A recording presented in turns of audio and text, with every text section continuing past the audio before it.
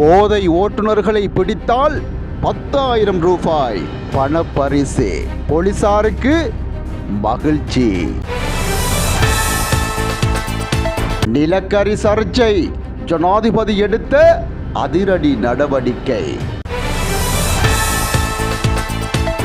யுத்தத்தின் போது இலங்கையிலிருந்து தப்பி வெளிநாடு சென்றவர்களுக்கு மகிழ்ச்சியான செய்தி. பெண்களுக்கு எதிரான முகநூல் செய்திகளுக்கு சட்ட நடவடிக்கை எடுக்குமாறு கோரிக்கை.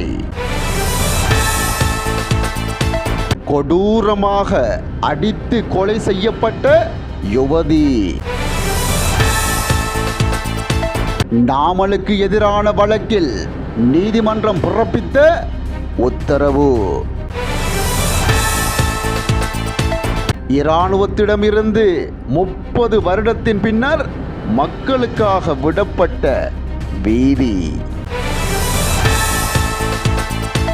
மேலதிக வகுப்புக்கு சென்று திரும்பிய மாணவிக்கு நேர்ந்த துயரம்.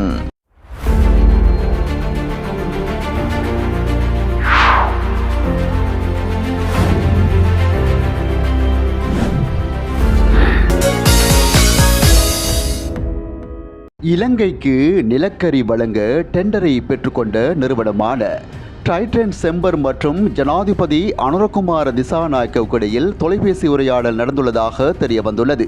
டெண்டரை பெற்ற நிறுவனம் நுரைச்சோலை மின் நிலையத்துக்கு தேவையான நிலக்கரியை எந்த தாமதமுமின்றி தொடர்ந்து வழங்க ஒப்புக்கொண்டுள்ளதாக கூறப்படுகிறது. நிலக்கரி விநியோகத்தில் எழுந்துள்ள சர்ச்சை குறித்து இருதரப்பினரும் கருத்துக்களை பரிமாறிக்கொண்டதாகவும் தங்களின் அனைத்து விநியோக மாதிரிகளையும் 3ஆம் தரப்பிடம் மீளாய்வு செய்ய அனுமதிக்குமாறு ஜனாதிபதியிடம் கோரிக்கை விடுத்துள்ளதாகவும் தகவல்கள் தெரிவிக்கின்றன. இந்த ஆண்டின் முதல் 26 நாட்களில் மேற்கொள்ளப்பட்ட விசேட நடவடிக்கையின் போது போதைப்பொருள் பயன்படுத்திய நிலையில் பயணிகள் போக்குவரத்து சேவையில் ஈடுபட்ட 874 ஓட்டுநர்களை காவல்துறை கைது செய்துள்ளது. போக்குவரத்து கட்டுப்பாடு மற்றும் வீதி பாதுகாப்பு பிரிவுக்கு பொறுப்பான பிரதி காவல்துறை அதிபர் WBJ சேனாதீர இதனை தெரிவித்துள்ளார். எதிர்வரும் மாதம் 1ஆம் தேதி முதல் இவ்வாறான ஓட்டுநர்களை கைது செய்யும் காவல்துறை அதிகாரி ஒருவருக்கு 10,000 ரூபாய் பணப்பரிசு வழங்க தீர்மானித்துள்ளதாகவும் காவல்துறை அதிபர் குறிப்பிட்டுள்ளார். கண்டி ஹத்தரலியத்த பிரதேசத்தைச் சேர்ந்த மாணவி பேருந்திலிருந்து கீழே விழுந்து படுகாயமடைந்த நிலையில் சிகிச்சை பலனின்றி உயிரிழந்துள்ளார். ஹத்தரலியத்த TP இளங்கரத்ன தேசிய பாடசாலையில் 12ஆம் தரத்தில் கல்வி கற்று வந்த 17 வயதுடைய அப்சரா தசநாயக் என்ற மாணவியை இவ்வாறு உயிரிழந்துள்ளார். கடந்த 17ஆம் தேதி கண்டியில் மேலதிக வகுப்புக்கு சென்று மீண்டும் பேருந்தில் வீடு திரும்பியுள்ளார். இதன்போது பேருந்திலிருந்து இறங்க முயன்ற வேளையில் அவர் கீழே விழுந்துள்ளார். சம்பவத்தில் படுகாயமடைந்த அவர் கண்டி போதனா வைத்தியசாலையில் அனுமதிக்கப்பட்டு தீவிர சிகிச்சை பிரிவில் சிகிச்சை பெற்று வந்த நிலையில் உயிரிழந்துள்ளார். நாடாளுமன்ற உறுப்பினர் நாமல் ராஜபக்சவுக்கு எதிராக பண மோசடி தடுப்புச் சட்டத்தின் கீழ் மேற்கொள்ளப்படும் விசாரணை தொடர்பான முறைப்பாட்டை மீண்டும் ஜூலை மாதம் 30ஆம் தேதி ஒத்திவைக்கப்பட்டுள்ளது.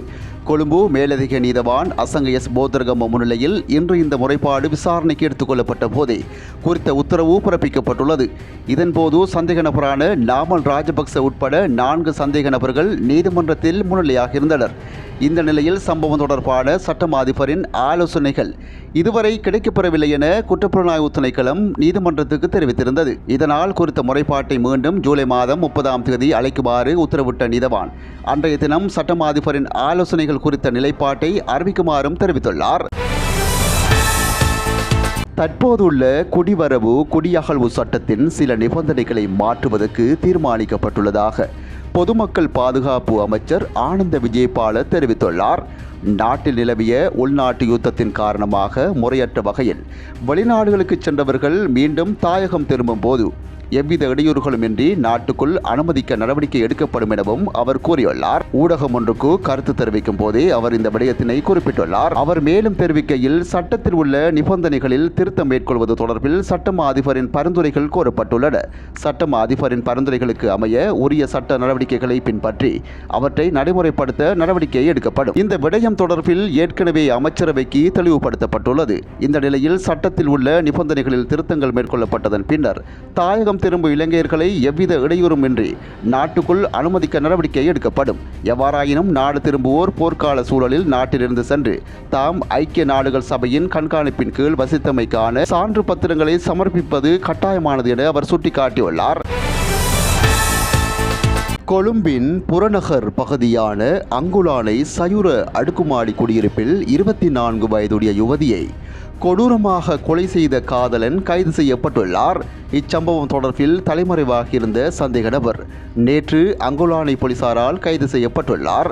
வாத்துவ குடாவஸ் கட்டுவ பிரதேசத்தைச் சேர்ந்த ஹேசலா காவிந்தி சில்வா என்ற 24 வயதான யுவதி துடைப்பத்தாலும் கைகளாலும் கால்களாலும் மிக கொடூரமான முறையில் தாக்கப்பட்டு கொலை செய்யப்பட்டுள்ளார். மனைவியை பிரிந்து வாழும் திருமணமான சந்தேக நபர் கடந்த 8 மாதங்களாக உயிரிழந்த யுவதியுடன் தொடர்பை பேணி வந்துள்ளார். போலீசாரின் ஆரம்பகட்ட விசாரணைகளின்படி சந்தேக நபர் கடும் போதைப்பொருள் பாவனைக்கு அடிமையானவர் என தெரிய வந்துள்ளது.